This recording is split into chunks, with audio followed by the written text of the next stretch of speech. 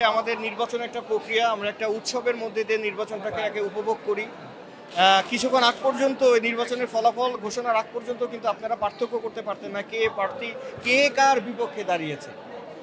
তো একটা রেজাল্ট হবে, প্রক্রিয়ার একটা রেজাল্ট হয়, আমরা সবাই মিলে আসলে কাজ করব। ভালো লাগছে এই যে এতগুলো মুখ, প্রিয় মুখ, আমরা সবাই আসলে প্রিয়, আমরা সবাই মিলে কাজটা করতে চাই, এগিয়ে নিতে চাই সংগঠনকে। আমাদের মধ্যে কোনো আসলে ভেদাভেদ নেই। আমি অলরেডি বলেছি, আমি শিল্পীদের জন্য প্রথমে আমাদের একটা জমি আছে আফতাবনগরে, যেটা সরকার থেকে বরাদ্দ দেওয়া হয়েছিল একটা সময়, সেটা বর্তমানে বেদখল আছে। সেটা সরকারের কাছে আমরা করজোরে আমরা দাবি জানাই যে ওই জমিটা আমাদেরকে দিয়ে দিতে হবে, আমাদের জমি আমাদেরকে বুঝিয়ে দিতে হবে, তারপর আমরা বিল্ডিংটা শুরু করব। তারপরে হচ্ছে শিল্পী কল্যাণ তহবিল যেটা আছে সেটা চালু করতে হবে।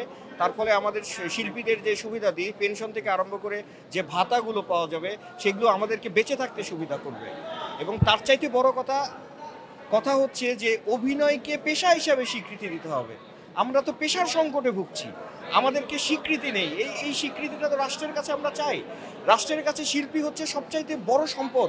এই সম্পদটাকে রাষ্ট্র কি মেনটেন করবে না? আরও কিছু আমরা কাজ করব, ধীরে ধীরে আপনারা জানতে পারবেন। বান্ডেল থাকলে প্রতি সেনমানিতে টাকা বাঁচবে। বিকাশ সেনমানি বান্ডেল কিনে জিতুন প্রতি লেনদেনে। শিল্পীদের সবচাইতে বড় অভাব হচ্ছে ইনসিকিউরিটি। একটি শিল্পী যতক্ষণ পর্যন্ত প্রাণ আছে, শ্বাস আছে, যতক্ষণ পর্যন্ত সে হাঁটতে পারে, চলতে পারে, সে ততক্ষণ পর্যন্ত ইনসিকিউরিটিতে ফিল করে। কারণ আমি যদি চলতে না পারি তখন আমার কি হবে, আমার ফ্যামিলির কি হবে। এর পুরো দায়িত্বটা হচ্ছে শিল্পীদের, পুরো দায়িত্ব হচ্ছে রাষ্ট্রের হচ্ছে সম্পত্তি হচ্ছে তার শিল্পী। নার্সিং করার দায়িত্ব হচ্ছে রাষ্ট্রের।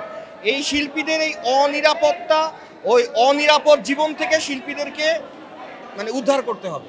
অ্যাক্টরস ইকুইটি অগ্রজদের স্মরণ করি, যাদের কারণে আজকের আমরা প্রতিটি কমিটি তাদের সর্বোচ্চ চেষ্টা করে অ্যাক্টরস ইকুইটিকে এগিয়ে নিয়ে গেছেন। পূর্বের যে কমিটি ছিল তারা যে এগিয়ে নিয়ে গেছেন, আমরা তাদের কিছু কাজ, অসম্পূর্ণ কাজ, আমরা সেখান থেকে শুরু করব।